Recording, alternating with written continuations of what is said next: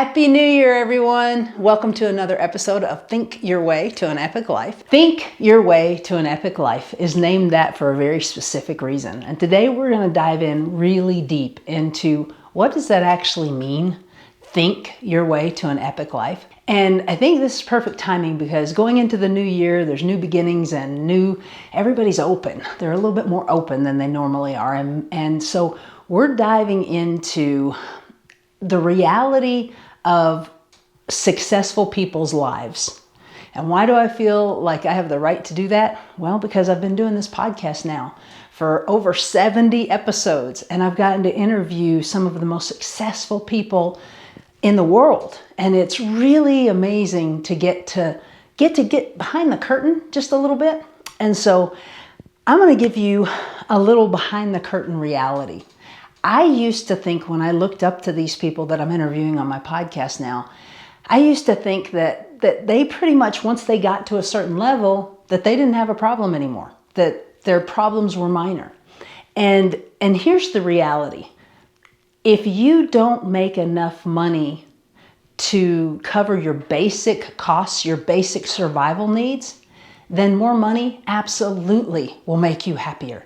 Yes, no question about it. If you don't have enough money to put food on the table and gas in the car and basic things, and you get more money and those basic needs are met, you are much happier. But studies have shown after those basic needs are met, more money doesn't increase your happiness. What money does is it magnifies who you actually are. So I'm going to tell you 2020, being very vulnerable. Thank you, Brene Brown. That's one of the things that she says, vulnerability is the most courageous thing you can do. And so 2020 was the worst year of my life in so many ways. And it was also the best year of my life in so many ways. And so that's what I want to do today, is just kind of run you through the reality of the climb that I had to go through, and still to this very day I'm going through. And so that's what this is about. It's a happy new year, and it's also real. So we're just going to get very real about all of it. So I'm going to start the story. That's basically what this is there's stories. I'm going to tell you story after story of the reality of my life and what I was able to do to overcome things that I think generally keep people down. Right? When one death of someone that you love occurs in a year, it messes up a lot of people for the entire year, and they're not able to function. I had 3 in that year, very close women to me that I lost that year, on top of a lot of other things. So I'm going to back up just a little bit to 2010, September 11th of 2010, I lost my mother. February of 2011, I lost my dad. And that led to a 10-year decline of my middle sister, who was kind of a closet alcoholic. And when they both passed away, the closet was gone and she went so far off the deep end. And any of you that love an addict of any kind, I'm here to tell you, my heart goes out to you. It is so difficult when you love someone that much that you would do anything to help them. I just want to tell you, you can't help them in a lot of ways. It goes to this. There is something called the law of the harvest. And farmers all know exactly what I'm talking about. So folks, if you plant carrot seeds, what grows? Carrots grow, right? So you plant a carrot seed. Is there any chance a watermelon is going to grow? You plant carrots, and is there a chance a bunny can come and eat those carrots before you reap what you sowed? Absolutely. So the law of sowing and reaping is very alive and well. However, what we do as humans is we get in and we mess up the results. We mess up by saving someone over and over again. We mess up the results of the law of the harvest. And so these are lessons that I've had to learn the hard way. And if I can help even one of you not go through as much pain and toil as I did, loving an addict the way I did, I want to do that. So please don't get me wrong. All of us need a helping hand every now and then, and I'm there to help people a lot. However, if you keep having to help someone with the same problem over and over and over, your helping is hurting. They don't have a problem because you are taking all the consequences. So please really think through the people in your life that you think that you're helping and figure out, am I having to help them more than once with the same problem? And if so, then the possibility, even the probability, is that your help is not really helping them, that they are using you. And they don't mean to. Their hearts, they still love you as best they can, but they love whatever it is that they want way more. They need it. They will hurt anyone to get what they need, to get their fix of whatever it is. So that was what I learned from that. So now we get up to 2020. We're in 2020. How many of you remember what happened in 2020? The world shut down. It was crazy. And so 2020 started out with my husband and I and another couple, really good friends of ours, and we were in Costa Rica on vacation for 2 weeks with them. We knew at the time that this was her last time to go home. Costa Rica was her home country, and we knew that this would be her last trip. And so we went on this incredible trip, and we were there for 2 weeks, and it was just, I highly recommend going to Costa Rica. The friendliest people, it was excellent food. It was just a wonderful place. We came back to the United States on March 2nd, and the world shut down almost immediately right then. So we get off the plane from this incredibly idyllic situation. Now, I do need to tell you, while we were there, my husband and I had what I like to call a come to Jesus meeting. And I had a tumor at the time that was the size of a golf ball. And I had been to a doctor, my primary care physician, and he had assured me that it wasn't the big C. He said it's not cancer. And so we just went on about our lives and did our thing. But it was growing, and it was the size of a golf ball, like I said. And so that was kind of a harsh reality for us, and that was at the beginning of 2020. We come back, we land. Now we're back at home, and I get to start my new job, this career that I love so dearly. That was in March. It was March 6th of 2020. And so as incredible as the career is, as much as I love Keller Williams and everything about being a coach, it was a lot to learn. It was a lot of change. It was like drinking from a fire hose to be in leadership at Keller Williams at the level that these people are at. I had to keep my level really high and continue to grow. And so that was added stress, but it was a good stress.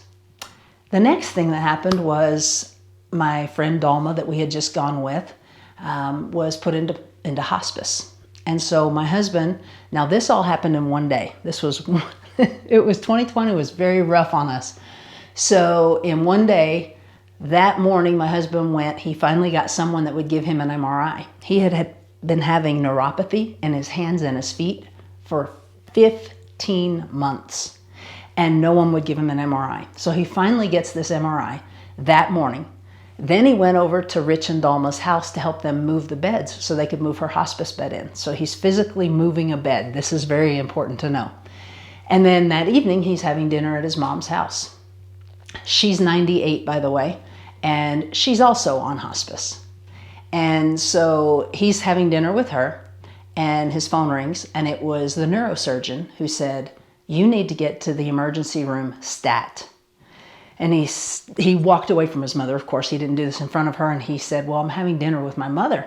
And he said, "Sir, if you would like to continue walking, you need to get to the ER right now." And so Stan called me, asked me to take care of his mom. I couldn't go to the hospital with him because it was COVID. The world was shut down.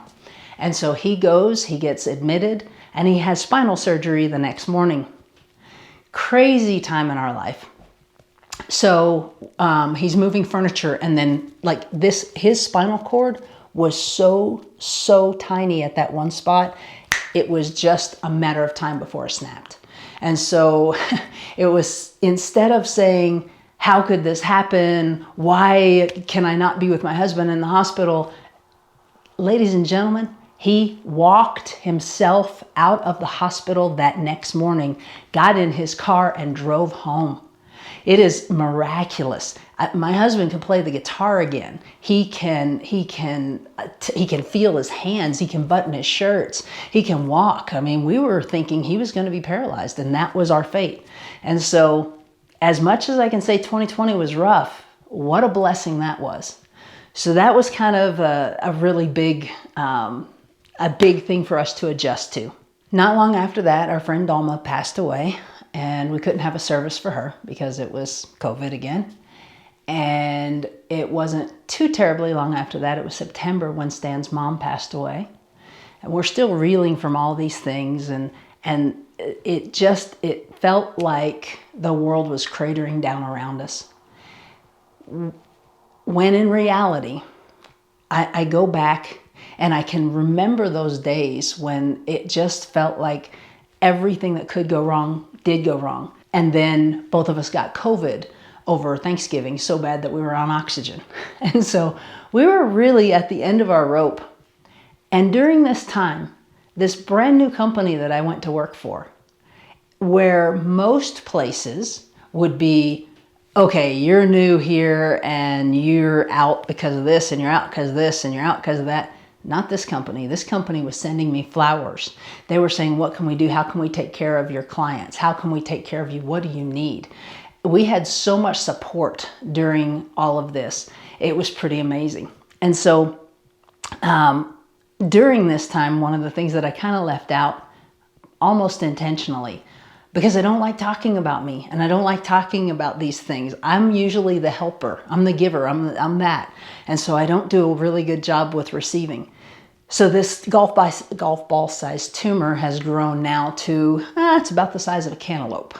And that is something I face and I'm dealing with every single day.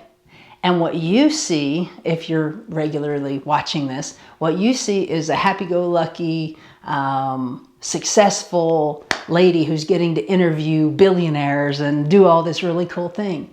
Why is that? Well, because I was taught when I came to Keller Williams, this was a really good lesson for me. And it's called 15-minute funeral. So life is going to kick you in the teeth. I'm sorry, if it hasn't happened yet, it will. That's just the reality. Life is going to knock you down. It's how do you respond to it? And so when life knocks you down, you can stay down and have a pity party that lasts a year and eat a bunch of bonbons and then your health is bad and you do, just smoke cigarettes, whatever it is for you. Or you can set a time limit and say, okay, I'm going to give a 15-minute funeral to the fact that my best friend just did that to me, whatever that was. I'm at 15 minutes. They're not going to get to take a year away from me.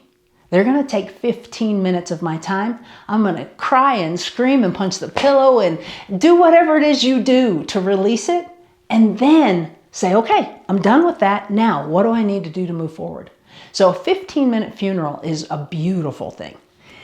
Another thing that was very helpful for me during this time was that I had really good habits going into it. And I truly believe that if I had not been hired as a coach, that I may have let those habits go during that time. However, because I am telling you guys now, my podcast people, but I'm telling my coaching clients, you need to work out every day. You need to move every day. You have to physically move. You have to build muscle after you turn 30. You can't just walk and consider that exercise, right? And I'm preaching this. If I'm not doing it, that makes me a hypocrite. And so I am so grateful that I had people that were looking at me as their model. You need that. Who in your life is looking at you?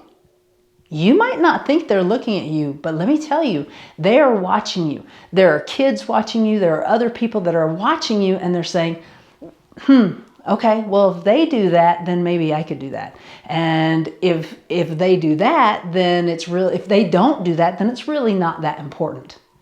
It really is that important. You have got to have a routine and you have got to have incredible habits. So one of the books that if you have not read it, oh my goodness, please do. If you have read it, dust it off and look at it again.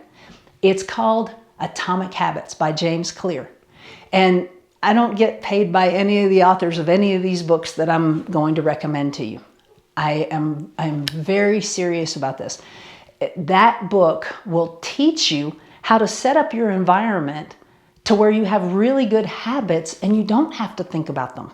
Once you make a habit, it's just a habit and you don't have to have the discipline to go walk or to go do push-ups or whatever it is for you, what works for you. So, Atomic Habits.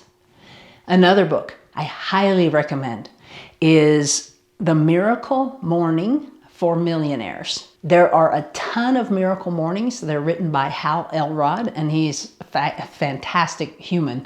He's just a wonderful person. And the reason I recommend that one is because one of his neighbors owns the company I work for, and he co-wrote this with Hal Elrod. And the whole premise is you get up before the rest of the world and you get these few things done. There's 6 things. And you get these 6 things done, and in only 10 minutes each, right? No big deal. Just do it. Just sit and do it. You have won the day before most people get out of bed. And then everything else it just flows so much better. So Atomic Habits, Miracle Morning for Millionaires. Third one is a classic, and I'm sure you've heard of it, and you've probably even read it. And again, dust it off, read it again. And that is Think and Grow Rich, which is kind of the namesake for Think Your Way to an Epic Life. No, you can't sit in a corner and $1 million appears. It doesn't happen that way. However, it does start that way. You have to learn to talk to yourself, not listen to yourself. And we have so much negativity flooding us all of the time that, folks, you really need to put in as much good as you possibly can. The average American reads less than 1 book a year. The average CEO reads more than 60 books a year. When you're in your car should be a university on wheels. No exaggeration. With technology today, oh my goodness, you can have podcasts playing out of the speakers on your car while you're driving down the road. You can have Audible playing. You can go to the library and get there free. You can for free do this. It is your ticket out of wherever you are that you're uncomfortable with to wherever you would like to be. So guys, the number one fastest way to take yourself from a level that's below where you want to be to a higher level is called physiology. Our minds and our bodies are truly one. And so we store a lot of the negative things that have happened in our lives in our bodies. It's crazy when you really realize that. And they did a study at Harvard. Have you heard of the Wonder Woman pose, where they stand like this and you've got the cape flowing behind you and you're standing like this for, I think it was 20 seconds. And all of the good hormones in someone's body goes up, right? So you literally cannot be depressed if you're standing like this, smiling, looking up. Your body will make you undepressed. So if I was to ask you, what does the depressed person look like that's on the other side of the door? You could pretty much say they're hunched over, they're looking down, they're talking really quiet, and they're down like this. But if you stand up and you change your physiology, you can change in an instant. Folks, what I'm trying to teach you here is that the world needs leaders desperately right now. How many of you would agree with that? They need someone who's not scared to death and someone who can help them get to the next level. And you are that person in your family. Can you be the one that just says no more? I'm not going to walk around feeling sorry for myself. Yes, these last few years were terrible. Yes, they were really hard. And it doesn't look like the next few are going to be that great. However, if you believe they're not going to be that great, you are correct. Henry Ford said, whether you think you can or whether you think you can't, you are correct. So if you truly think about this, this is another person that I look up to a lot. Justin, I've actually got his book right here. Justin Prince, you should definitely get this book, Be the One. And he says, and you want to listen with what I call relaxed belief, believing it's possible for you. It's possible for you to create and design an extraordinary life. It's possible for you to achieve your dreams and goals. Because remember, if you didn't even think it was possible, like in other words, if it's completely impossible, you're not going to put a lot of time and energy and effort and passion and drive and work and grind into something that's literally impossible, for crying out loud. Like, you're just not going to. You first have to at least believe it's possible. Now, it may not be possible for me, but it's at least possible, right? And then you got to say, is it possible for me? Do I have confidence and belief in myself? Can I pull this off? Once you have that, then you're willing to push through, and have delayed gratification and do all that work that it takes. There was another study that was so fascinating about school teachers. These two school teachers were given these two classes, and one of them were told that these kids are gifted and you have to treat them. You can't say anything to them about the fact that they're gifted, but you have to treat them differently because they're gifted, and these kids don't do as well. And when they told the teachers that, that's the results that those kids came out with. Guys, that is fascinating and horrifying. Are you allowing what someone else sees you as to dictate and define who you actually are? Don't do that. Don't do that. It's very, very scary because people will put you in a box. I hate telling you this, but humans, all of us, we're all selfish people. And you need to take some time and figure out for yourself, what are my strengths? What do I want out of this life? And then you need to do what you need to do to make it happen. And here's another thing about climbing out that we're just going to get real about real quick is when people, this is a great story. Do you know how they catch crabs? It's pretty fascinating. They take a basket that doesn't have a lid on it. It's a metal basket, and they put crab food in the bottom of the basket, and they lower it down to the bottom of the sea. The crabs will come in and they eat the food. Nom, nom, nom, nom, nom. It's delicious. And one of them will say, that was good. See you guys, and goes to take off. The other crabs will say, no, no, no, come back here. No, don't leave, don't leave. I want you to stay down here with me. And he's like, yeah, but there's no more food. I'm going to go. They will literally break off his limbs to keep him down there. Guys, humans will do that to you too. And they love you. Please don't. Some of them, it's completely, they don't love you and they're just using you. Some of them, it could be your family and they really do love you. And it really is scary because you're growing and you're going and they just see you going and they're afraid that they're going to lose you. And guys, they just might. They just might. Not all the way. You just limit the amount of time that you spend with people who take your energy. You need to be around people, you need to be with your tribe, with people who fill you up instead of take your energy from you. So be very, very careful. You become like the 5 people you spend the most time with. And so that would be a big goal that you should maybe look for in 2024 is, who are my 5 people? Identify them. Who are the 5 people that I want to be influenced by? Who are the 5 people, another list, that I really should limit my time with? Because I just know that whenever I'm with them, my energy is really drained.